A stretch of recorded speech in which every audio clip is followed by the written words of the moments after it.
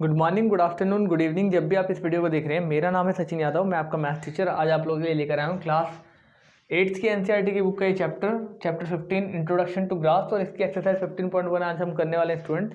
First of all मैं आज इस चैप्टर में आपको कुछ बेसिक कॉन्सेप्ट क्लियर करूँगा, ग्राफ कैसे बनाते हैं वो बताऊँगा, और देन हम इसको क्वेश्चन स्टार्ट करेंगे। तो फर्स्ट ऑफ ऑल मैं आपको बताना चाहूँगा ग्राफ किस तरीके से बनाते हैं, क्योंकि जो ग्राफ है बेसिकली वो एक बहुत ही इंपॉर्टेंट टॉपिक है।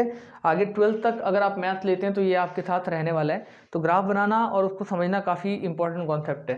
तो फर्स्ट ऑफ ऑल मैं आपको बताना चाहूँगा कि ग्राफ में बेसिकली दो तरह की एक्सिस होती है। एक एक्स एक्सिस होती है जो कि हॉरिजॉन्टल होती है कुछ इस तरीके से, और एक वाई एक्सिस होती है जो कि ऐसे वर्टिकल होती है। ठीक है, ऊपर की तरफ वाई का पॉजिटिव एक्सिस होता है, नीचे की तरफ वाई का नेगेटिव एक्सिस होता है। ठीक है, या इसको वाई डैश भी बोलते हैं।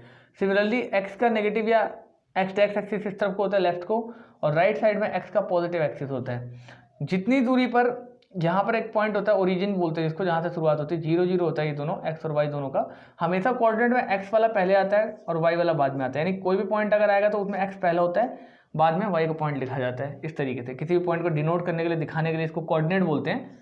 ठीक है, इसको कोऑर्डिनेट बोलते हैं। और जब भी हम कभी किसी पॉइंट का कोऑर्डिनेट डिनोट करते हैं तो इस बात को ध्यान रखना, एक्स का पॉइंट हमेशा पहले और वाई का बाद में दिखाया जाता है। फॉर एग्जांपल अगर हम बात करते हैं इस पॉइंट की, तो ये 1 है, यहाँ पर 2 है, यहाँ पे 3, यहाँ 4 5 6 इक्वल दूरी पे इस तरीके से चलते रहते हैं। ठीक है, ऐसे 1 2 3 4 ऐसे चलते रहते हैं।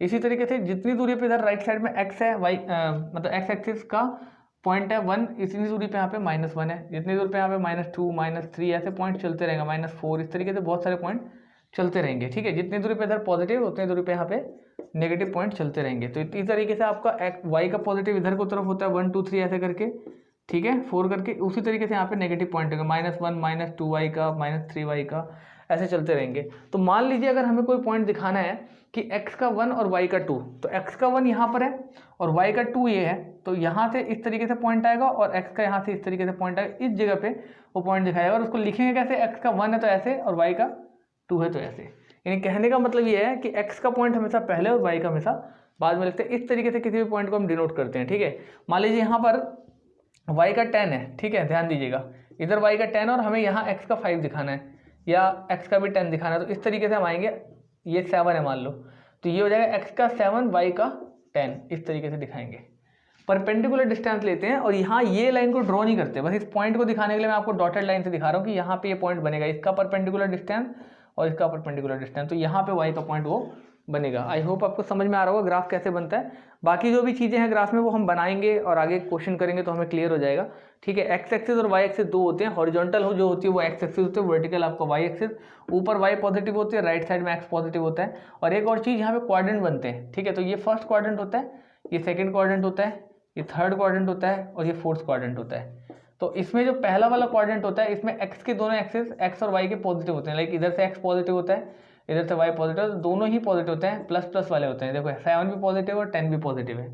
ठीक है, इस तरफ में अगर आप आते हैं तो एक्स का नेगेटिव हो जाता है। ठीक है, तो पहला नेगेटिव और दूसरा कोऑर्डिनेट पॉजिटिव होता है क्योंकि वाई यहाँ का पॉजिटिव होता है। ठीक है, क्योंकि यहाँ पे एक्स और वाई दोनों में मिलते हैं, एक्स का नेगेटिव मिलता है और वाई का पॉजिटिव मिलता है। यहाँ तीसरे वाले में दोनों ही नेगेटिव होते हैं, एक्स का भी और वाई का भी। और चौथे वाले में जो होता है आपका एक्स का पॉजिटिव होता है, वाई का नेगेटिव होता है। तो इस तरीके के कोऑर्डिनेट बनते हैं कोऑर्डिनेट में। ठीक है, तो आई होप आपको समझ में आ जाएगा। ये फर्स्ट क्वाड्रेंट, ये सेकंड, ये थर्ड, ये फोर्थ, 4 टुकड़ों में बटा है। टुकड़े जो होते हैं 4 वो बराबर बराबर इक्वली बटे होते हैं, इसलिए उनको क्वाड्रेंट बोलते हैं, क्योंकि क्वाड्रेंट का मतलब होता है चौथाई भाग, 1/4। तो ये 4 बराबर टुकड़ों में बटा होता है, इसलिए इसको क्वाड्रेंट बोलते हैं। ये बात ध्यान रखेंगे। अब हम चलते हैं पहले क्वेश्चन की तरफ। आप अपने बुक में एक्सरसाइज में पहला क्वेश्चन देखिएगा, और पहले क्वेश्चन में कुछ चीज़ें पूछी हुई हैं उसको हम सॉल्व करेंगे। इस तरीके से बाकी क्वेश्चन भी ट्राई करेंगे। आई होप आपको समझ में आएगा, और अगर कोई डाउट आता तो लाइव क्लासेस में आप पूछ सकते हैं। स्टार्ट कर लेते हैं। वेरी फर्स्ट क्वेश्चन है, the following graph shows the temperature of the patient in the hospital recorded every hour, what was the patient temperature at 1 PM। तो 1 PM पे आपको देखना है, जो नीचे टाइमिंग दिया है 1 PM पे, उसके ठीक सामने आपको देखना है टेम्परेचर कितना है। टेम्परेचर उस टाइम पे 1 PM पे है आपका 36.5 डिग्री सेल्सियस है। ठीक है, डिग्री सेल्सियस में टेम्परेचर है। तो आपको फर्स्ट क्वेश्चन होना चाहिए, ठीक है, आप वर्टिकली देखेंगे नीचे, जैसे यहाँ पे 1 PM है, यहाँ पे 1 PM लिखा है, तो इसका ठीक सामने आप ऐसे वर्टिकली देखेंगे और सामने से यहाँ से उसके सामने का पॉइंट देखेंगे कितना है 1 PM पे। तो अगर आप देखेंगे तो नीचे 36 है यहाँ पे इस तरफ को, और यहाँ पे 37 है। ठीक है, ऐसा है कुछ। तो इसके बीच का जो पॉइंट होगा ऑब्वियसली बात है 36.5 बराबर दूरी पे होगा। ठीक है, तो 36.5 आपका टेम्परेचर होगा, यानी 36.5 डिग्री टेम्परेचर होगा डिग्री सेल्सियस टेम्परेचर होगा 1 बजे। ठीक है, ये पहले का आंसर होगा 36.5। ऐसे कंपेयर करके आपको देख लेना है। तो 36.5 डिग्री सेल्सियस पहले वाले का हो जाएगा। दूसरा आपका बोल रहा है, अगर आप आते हैं तो क्वेश्चन में, दूसरा आपको बोल रहा है क्वेश्चन में कि बी पार्ट बोला what is the patient temperature when the was the patient temperature 38.5 degree Celsius. Patient का टेम्परेचर 38.5 डिग्री सेल्सियस कब था, ये चीज़ बताइए। तो उसके ठीक नीचे आप आएंगे, कंपेयर करेंगे और देखेंगे 12 बजे उसका ये टेम्परेचर था, तो आप लिखेंगे 12 नून, 12 बजे उसका ये टेम्परेचर था। ठीक है, कंपेरिजन में आपको ये चीज़ करके देखनी है। जब आपका ग्राफ बना हुआ उसके ठीक सामने आप देखिए कि 38.5 किस टाइम था। यहाँ पे 38.5 होगा, उसके ठीक सामने इस तरीके से नीचे की तरफ आप आएंगे टाइमिंग देखने के लिए। तो बस कंपेरिजन ही करना है और कुछ नहीं करना है। ठीक है, सिमिलरली आपका सी पार्ट पूछ रहा है the patient temperature was the same 2 times during the period given, when was the 2 time, 2 time उसका टेम्परेचर सेम था। आप देखेंगे 36.5 2 टाइम था, एक बजे और एक 2 बजे। तो आप लिखेंगे सी पार्ट में या थर्ड पार्ट में 1 PM एंड 2 PM, 1 बजे और 2 बजे इसका टेम्परेचर सेम था। फिर आपका डी पार्ट पूछ रहा है कि what was the temperature at 1:30 PM, how did you arrive at your answer. Temperature 1:30 बजे कितना था वो बताइए, और आपको कैसे पता चलेगा कि कितना था। तो ऑब्वियस सी बात है 1:30 बजे भी उतना ही था, 1 से 2 के बीच में उतना था, तो 1:30 बजे भी कितना था 36.5 डिग्री सेल्सियस था। और कैसे आपको पता चला, बिकॉज रीजन आप बताओगे, because between 1 to 2 PM, between 1 and 2 PM temperature was कितना था 36.5। तो 1 से 2 के बीच में 1:30 भी आता है। ठीक है, तो इस तरीके से आपको पता चल जाएगा। इसके बाद बात करते हैं क्वेश्चन नंबर अगले की, ई की। During the period did the patient temperature showed an upward trend. ठीक है, बोल रहा है कि किस पीरियड के दौरान जो पेशेंट का टेम्परेचर था उसने अपवर्ड डायरेक्शन को शो किया था, 10 बजे से लेके 11 बजे के बीच में। ठीक है, तो आप लिखेंगे between 10 AM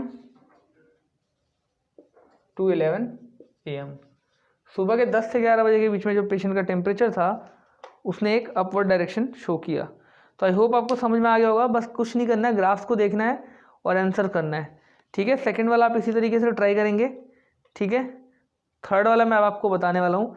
for an experiment in the botany 2 different plants, plant A and plant B were grown under similar laboratory condition, their height were, बोला कि उनकी जो हाइट है वो मेजर की गई at the end of the week of the 3 week.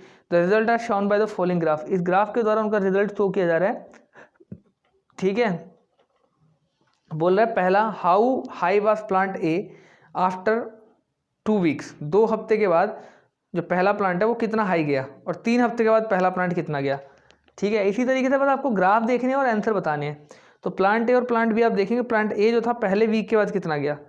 ठीक है, इस बात को ध्यान रखें, वीक 2 ये है, वीक 3 ये है, पहले वीक के बाद कितना गया आप देखेंगे, करीब करीब आप देखेंगे 1.5 गया है। ठीक है, 1.5 गया है। तो उस तरीके से आप ऊपर उठा सकते हैं ग्राफ को।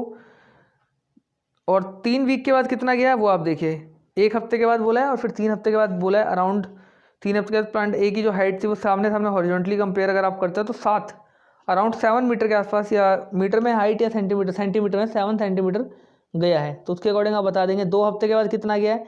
2 हफ्ते के बाद पूछा है तो 2 हफ्ते के बाद प्लांट की हाइट गई है अराउंड 6.5, और 3 हफ्ते के बाद 7.5 या 7 जो भी है 7 है। ठीक है ना, तो 6.5 और 7 के आसपास गए, उस तरीके से आप कंपेयर कर लेंगे। फिर दूसरे में बी वाले का पूछ रहा है, उसका भी बता देंगे। How much did, C part बोल रहा है how much did plant a grow during the 3rd week. 3rd week के दौरान कितना ग्रो किया है। तो 3rd वीक का आपको सिर्फ 3rd वीक का देखना है, ओनली सिर्फ 3rd वीक का। तो 3rd वीक में आप देखेंगे स्टार्टिंग में 3rd वीक के स्टार्टिंग में था ये 6.5 पे, और उसके बाद 3rd वीक के एंड तक जाते जाते ये प्लांट पहुंच गया है कितने पे, कंपेरिजन करने में पता चलता है 7.5 पे पहुंच गया है। तो 6.5 से 7.5 यानी कि 1 सेंटीमीटर इसने ग्रोथ किया है। तो इसी तरीके से मिला जुला के कुछ आंसर्स हैं स्टूडेंट्स, आई होप आपको समझ में आ रहा होगा। तो 3rd पार्ट भी ट्राई कीजिएगा। 4th पार्ट देखिए, अब बोला following graph shows the temperature forecast and actual temperature for the each day of the week. Temperature forecast और एक्चुअल टेम्परेचर शो कर रहा है। On which day was the forecast temperature is the same as the actual temperature. किस दिन temperature एकदम same था जितना forecast किया था उसके अकॉर्डिंग। तो अगर आप ध्यान से देखें तो करीब करीब सेम टेम्परेचर था ट्यूसडे के दिन सेम टेम्परेचर था दोनों का, ठीक है। बस ग्राफ को देखना है, मैं आपको बार बार एक ही चीज़ बोल रहा हूँ, ग्राफ को हमें देखना है और ग्राफ को एनालाइज करने के बेसिस पे जो वैल्यूज आ रही हैं वो हमें बतानी है। इसके बाद अगर आप बात करें कि बोला what was the maximum forecast temperature during the week, maximum temperature पूरे वीक के दौरान कितना था। तो देखिए अगर हाईएस्ट पॉइंट जो टॉप पे गया वो 35 डिग्री सेल्सियस के आसपास गया और वो भी संडे के दिन था, ठीक है। देख के आंसर पता चल रहा है साफ साफ। What was the minimum actual temperature during the week, C part, fourth का C part, what was the minimum actual temperature during the week. Actual temperature minimum किस दिन था ये बताइए आप। तो एक्चुअल टेम्परेचर जो मिनिमम था, दो तरीके के बने हैं, जो एक्चुअल वाली लाइन है वो डॉटेड लाइन नहीं है, फोरकास्ट वाली डॉटेड लाइन है। तो एक्चुअल टेम्परेचर मिनिमम किस दिन था, मंडे के दिन था, ठीक है, या मंडे से भी डाउन था फ्राइडे के दिन 15 था, ठीक है। तो वो आप देख सकते हैं, उसके अकॉर्डिंग आंसर दे दीजिएगा। फिर हमारा बोल रहा है कि on which day did the actual temperature differ the most from the forecast temperature, किस दिन अंतर बहुत ज़्यादा रहा है एक्चुअल टेम्परेचर में और जो आपका फोरकास्ट वाला टेम्परेचर था उसमें। थर्सडे के दिन आप देखेंगे कि एक्चुअल टेम्परेचर 15 डिग्री सेल्सियस था, जबकि फोरकास्ट किया गया था अराउंड 25 मान के चलिए आप, ठीक है, इसके आसपास किया गया था। तो उस दिन सबसे ज़्यादा, ट्यूसडे के दिन सबसे ज़्यादा डिफरेंस था। तो आई होप आपको ये एक्सरसाइज पूरी समझ में आई होगी। जस्ट आप देख पा रहे होंगे कि इतना इजी एक्सरसाइज है, इतना सिंपल चैप्टर है कि आप मुंह से बोल के क्वेश्चंस को सॉल्व कर सकते हैं। और आई होप कि आपको इस चैप्टर में मज़ा आ रहा होगा, ठीक है। ये सारे क्वेश्चन आपको ट्राई करने हैं। इन केस अगर कोई डाउट आता है तो आप मेरे से पूछ सकते हैं। 7वां क्वेश्चन एक और बता रहा हूँ, वो भी देख लीजिए। बोला कि can there be a time temperature graph as follow, क्या टाइम टेम्परेचर ग्राफ ऐसा हो सकता है जैसा बनाया, जस्टिफाई योर आंसर। बिल्कुल हो सकता है। पहला वाला तो जो फर्स्ट पार्ट है वो तो बिल्कुल हो सकता है कि टाइम के साथ साथ टेम्परेचर बढ़े, हो सकता है। टाइम के साथ साथ आपका टेम्परेचर डाउन हो, वो भी हो सकता है। फोर्थ पार्ट जो आपका, सॉरी सेकंड पार्ट जो दे रखा है वो भी हो सकता है। थर्ड पार्ट में आपको ये इशारा किया जा रहा है कि टाइम वही रुका रहे और टेम्परेचर बढ़ता जाए। ये पॉसिबल नहीं है, क्योंकि टाइम तो हमेशा बढ़ेगा, ठीक है, टाइम कभी रुकता नहीं है। तो एक ही टाइम पे टेम्परेचर बढ़ता जाए सेम टाइम पे, ये पॉसिबल नहीं है, ठीक है। किस चीज़ का टेम्परेचर है पहले तो ये भी आपको देखना है, उसके बेसिस पे आप कह सकते हैं। किसी भी चीज़ का टेम्परेचर हो सकता है, गिवन नहीं है। और हाँ, एक चीज़ और कि टाइम बढ़ता जाए टेम्परेचर उतना हो, ये पॉसिबल है, ठीक है। टाइम वहीं रुका जाए और टेम्परेचर बढ़ता जाए, ये पॉसिबल नहीं, क्योंकि अगर आप 1 सेकंड भी टाइम बढ़ा रहे हैं तो टाइम तो बढ़ ही रहा है ना। तो थर्ड पार्ट सिर्फ पॉसिबल नहीं है, आई होप, बाकी तो सारे पार्ट पॉसिबल हैं। क्योंकि टाइम अगर आपका रुका भी रहेगा तो भी टेम्परेचर आपका बढ़ेगा, ठीक है, या टेम्परेचर रुका भी रहेगा तो भी टाइम आपका बढ़ेगा। तो थर्ड पार्ट पॉसिबल नहीं, बाकी सारे पॉसिबल है। सभी क्वेश्चन ट्राई कर लीजिएगा। अगर आपको किसी क्वेश्चन में डाउट आता है स्टूडेंट, तो प्लीज़ आप लाइव क्लासेस में ज़रूर पूछिएगा। और आई होप कि आपको ये पूरी एक्सरसाइज अच्छी तरीके से समझ में आ गई होगी। और मैं चाहूँगा कि इसके साथ साथ हम एक्सरसाइज 15.2 भी ट्राई कर लें, तो प्लीज़ उसको भी देख लीजिएगा। प्लॉट करने के लिए बोला है, फॉलोइंग पॉइंट को on the graph sheet verify करना if the lie on a line, और ये भी देखना है कि वो किसी लाइन पे लाई करते हैं कि नहीं। तो ग्राफ बनाना मैं आपको बताने वाला एक्सरसाइज 15.2 में, यानी 15.1 के साथ साथ हम एक्सरसाइज 15.2 भी करने वाले हैं, ठीक है। थोड़ी सी इंपॉर्टेंट होने वाली ये एक्सरसाइज, ध्यान से देखिएगा, ठीक है। ग्राफ मैं बनाना आपको बता रहा हूँ, तभी आपको चीज़ें ज़्यादा अच्छी तरीके से समझ में आएंगी।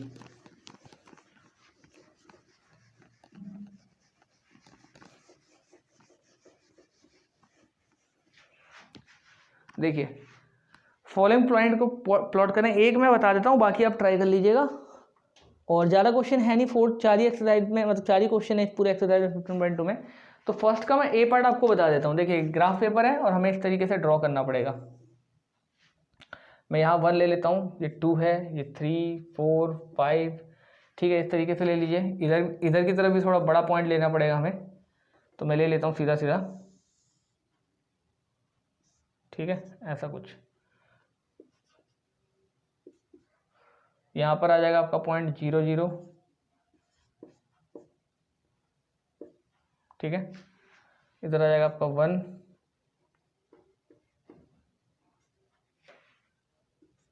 2 3 4 और ये 5,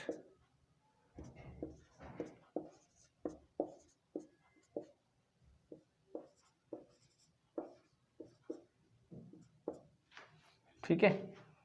इस तरीके से आपको ड्रॉ करने सारे पॉइंट। ये y का है,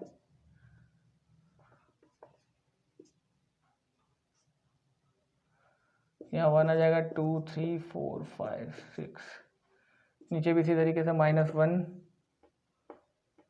-2। एक ही ग्राफ में मैं ड्रॉ कर दूंगा सारे पॉइंट, तो ध्यान देखिएगा, बार बार बनाना पॉसिबल नहीं होगा, टाइम बहुत वेस्ट होता है, ठीक है। पहला बोल रहा है कि ए वाला पॉइंट ड्रॉ कीजिए जिसमें 4 0 हो। अब 4 0 का मतलब है कि x का 4, मैंने आपको बताया ना 4 0 वाले पॉइंट का मतलब है कि आगे x का आता है पीछे y का आता है, भी मैंने बताया। तो x का 4 हो और y का 0 हो, कंपेयर करने से साफ पता चला x का 4 हो, यानी पॉइंट यहाँ पे आएगा इस जगह पे, ये है पॉइंट A, ठीक है। x का 4 y का 0 ये वाला पॉइंट है, इसको आप अच्छी तरीके से डार्क कर देंगे, ये वाला पॉइंट है। सेकेंड आपका बोल रहा है x का 4 y का 2, तो x का 4 तो ये रहा, y का 2 इसके ठीक सामने यहाँ ऊपर आएगा ऐसे डॉटेड करते हुए इस जगह पे, क्योंकि यहाँ से इसके ठीक सामने और यहाँ से इसके ठीक सामने पॉइंट आएगा, तो ये आ जाएगा x का 4 और y का 2, ठीक है। ये वाला आपका पॉइंट आ जाएगा x का 4 और y का 0, ठीक है। दूसरा पॉइंट आपकी बात करते हैं, ये आपका b पॉइंट था, ठीक है। फिर हम बात करते हैं तीसरा पॉइंट c पॉइंट 4 और 6, x का 4 और y का 6, x का 4 तो यही है, लेकिन y का 6 इसके ठीक सामने इसके ऊपर यहाँ पे कहीं आएगा, तो यहाँ से ठीक सामने ऊपर करते हुए जाएंगे, मेरे पास फुट्टा तो नहीं है, नहीं तो मैं बिल्कुल स्ट्रेट खींचता, कहीं यहाँ पे जाएगा, तो x का 4 यहाँ पे आएगा, 4 और 6 यहाँ पे बन जाएगा, ये आपका सी पार्ट हो जाएगा, ठीक है। इसके ठीक सामने यहाँ पे, तो ये वाला पॉइंट बनेगा आपका, ठीक है। ध्यान दीजिएगा इन चीज़ों को जो मैं बार बार बोल रहा हूँ, ये पॉइंट यहाँ पे आ गया, ये वाला पॉइंट आपका यहाँ पे आ गया, ठीक है, इस जगह आ गया सी पॉइंट 4 और 6, ठीक है, ये पॉइंट यहाँ पे बन गया। और इसके बाद बोला लास्ट पॉइंट है x का d पॉइंट, x का 4 y का 2.5, x का 4 ये रहा, y का 2.5 कहीं यहाँ पे ऊपर आएगा। अब बोला कि क्या ये सारे पॉइंट एक लाइन पे लाई करते हैं, बिल्कुल एक लाइन पे लाई कर रहे हैं, क्योंकि सबके पॉइंट जो है वो कॉमन पॉइंट है x का 4, तो एक ऐसी सीधी रेखा बनेगी, ठीक है, एक सीधी ऐसी स्ट्रेट लाइन बनेगी, तो ऑब्वियसली बात एक लाइन पे लाई कर रहे हैं। बोला verify if they lie on a line, yes we have verified that this point lie on a line, ये सारे पॉइंट जो है लाइन पे लाई करते हैं। तो यहाँ तक आई होप आपको समझ में आ गया होगा। 15.2 का पहला क्वेश्चन था, उसका ए पार्ट मैंने आपको बताया था, 15.2 का पहले क्वेश्चन का ए पार्ट, 15.2 का पहले क्वेश्चन का ए पार्ट, ठीक है, ये मैंने आपको करा दिया। इसके बाद आप बोल रहे हैं कि ड्रॉ करो the line passing through 2 3 and 3 2 and find the coordinate of the point at the which the line meet at the x axis and the y axis. Point 2 3 और 3 2 हमें ड्रॉ करना है और उसके अकॉर्डिंग हमें कोऑर्डिनेट फाइंड करने हैं points के जो कि लाई करते हैं एक्स एक्सिस पे और वाई एक्सिस पे। तो अब देखो ये तो मुझे रब करना पड़ेगा, आई होप आपको समझ में आ गया होगा, तो मैं इसको थोड़ा सा रब कर रहा हूँ आपके लिए ताकि मैं दूसरा क्वेश्चन बता सकूँ।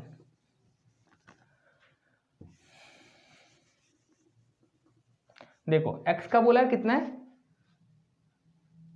2 3 है, तो x का 2 तो यहाँ पे आएगा आपको पता है, और y का 3 करीब करीब यहाँ पे आएगा इस जगह पे, तो यहाँ पे एक पॉइंट आ गया और दूसरा पॉइंट आपका आएगा 3 और 2, x का 3 और y का 2, यानी यहाँ पे कहीं पे, ठीक है, इस जगह पे। तो ये बोला ऐसे लाइन जाएगी कुछ कुछ ऐसे, ठीक है, तो ये दोनों पॉइंट है, यहाँ से जब लाइन गुजरेगी तो अब बोला कि बताओ एक्स एक्सिस को किस कोऑर्डिनेट पे करेगा। यहाँ पे आई थिंक 4 आएगा, यहाँ 5, तो एक्स का 5 हो जाएगा और यहाँ पर भी एक्स का कितना हो जाएगा 5 हो जाएगा, ठीक है।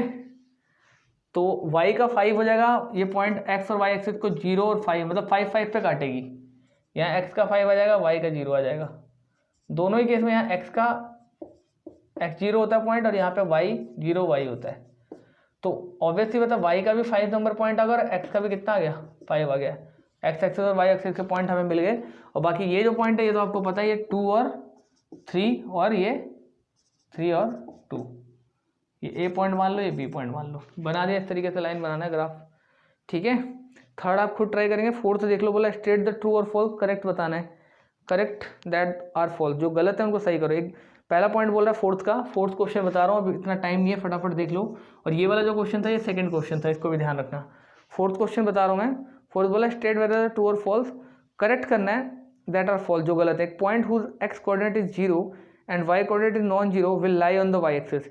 एक ऐसा पॉइंट जिसका एक्स कोऑर्डिनेट जो है वो 0 हो और वाई कोऑर्डिनेट जो है एक नॉन जीरो नंबर हो, ठीक है। एक्स कोऑर्डिनेट 0, एक्स कोऑर्डिनेट कहाँ 0 होता है वाई एक्सिस पे। सी ले लो आप, सी के पॉइंट पे अगर आप देखोगे ग्राफ बना हुआ है, सी के पॉइंट पे लाइन कुछ ऐसे ऐसे टच हो रही है, तो सी ऐसे जो बना हुआ है, तो यहाँ पे एक पॉइंट है सी, सी जो है वहाँ पे 0 3 है, तो वाई का तो 3 है, वाई का पॉइंट तो जो है वो नॉन जीरो है, लेकिन एक्स का कितना है यहाँ पे 0, तो सी पॉइंट मिल जाएगा आपका। फिर बोला सेकंड, एक point whose y coordinate is 0 and x coordinate is 5 will lie on the y axis, ठीक है। x coordinate lie on the x coordinate is 5 will lie on the y axis। देखो x coordinate अगर 5 होगा तो वो लाई तो कर ही नहीं सकता, क्योंकि अगर y का 0 है और x coordinate 5 है और वो लाई कर रहा है y एक्सिस पे, ऐसा तो पॉसिबल नहीं हो सकता। कोई भी ऐसा क्वेश्चन नहीं हो सकता जिसमें वाई एक्सिस पे वैल्यू 0 हो और वो वाई एक्सिस लाई भी करता हो एक्स एक्सिस पे, ऐसा ये गलत है। यहाँ पर आपका आंसर में होना चाहिए कि सेकंड का पढ़ेंगे, एक point whose y coordinate is 0 and x coordinate is 5 will lie on the x axis, y axis की जगह एक्स एक्सिस होगा। ठीक है, ये बात ध्यान रखना है आपको। तो इस तरीके से आप बाकी सारे क्वेश्चन कर सकते हैं। कोई दिक्कत आए, कुछ परेशानी आए तो लाइव क्लास में पूछ लीजिएगा। आज के वीडियो में इतना ही, मिलते हैं नेक्स्ट वीडियो में। Till then take care, have a good day, bye.